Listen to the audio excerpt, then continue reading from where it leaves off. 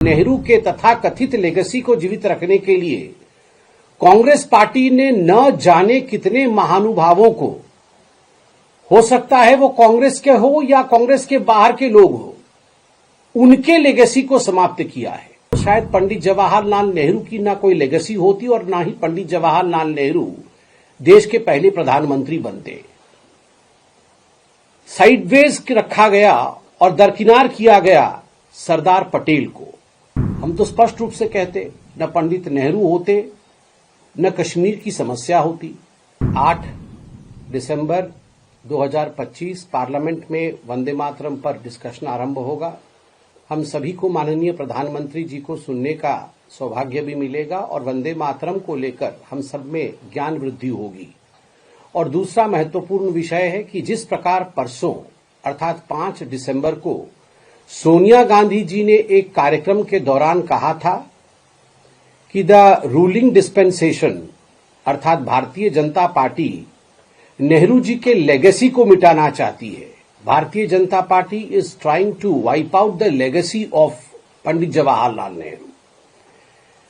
जहां तक सोनिया गांधी जी और सोनिया गांधी जी के वक्तव्य का सवाल है, हम आरंभ उनके वक्तव्य से ही करते हैं। सोनिया गांधी जी का यह कहना था कि Congress parliamentary party CPP chairperson के नाते कि भारतीय जनता पार्टी नेहरू को विलीफाई कर रही है, कहीं उन्हें एक विलियन बना रही है और उनके इतिहास को डिस्टॉर्ट कर रही है और कहीं न कहीं जो जनमानस है उनके स्मृति से, उनके मेमोरी से नेहरू का नामो निशान मिट जाए, इसका प्रयास भारतीय जनता पार्टी कर रही है। मैं सोनिया जी को ससम्मान कहना चाहूंगा कि केवल और केवल नेहरू जी को जीवित रखने के लिए, नेहरू के स्मृति को जीवित रखने के लिए और नेहरू के तथाकथित लेगेसी को जीवित रखने के लिए कांग्रेस पार्टी ने न जाने कितने महानुभावों को,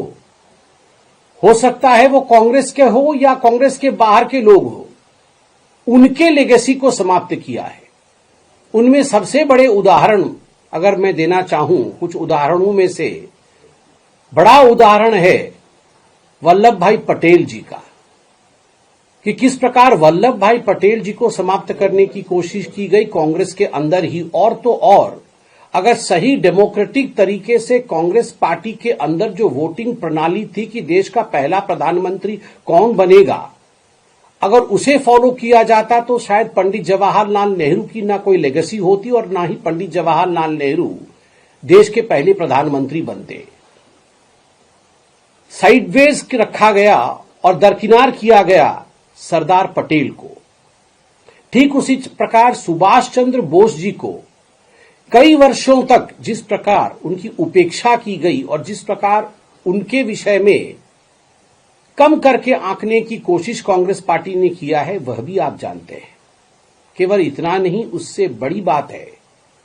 कि बाबा साहेब अंबेडकर जिन्होंने भारत के संविधान को रचा, who was the chairman of the drafting committee of the Indian constitution, उनके साथ जिस प्रकार का व्यवहार पंडित जवाहरलाल नेहरू का रहा, यह कोई छिपी हुई बात नहीं है, जनता जनार्दन जानती है। और मैं धन्यवाद दूंगा आदरणीय प्रधानमंत्री श्री नरेंद्र मोदी जी का कि उन्होंने भारत के सदन में यह मौका भी दिया।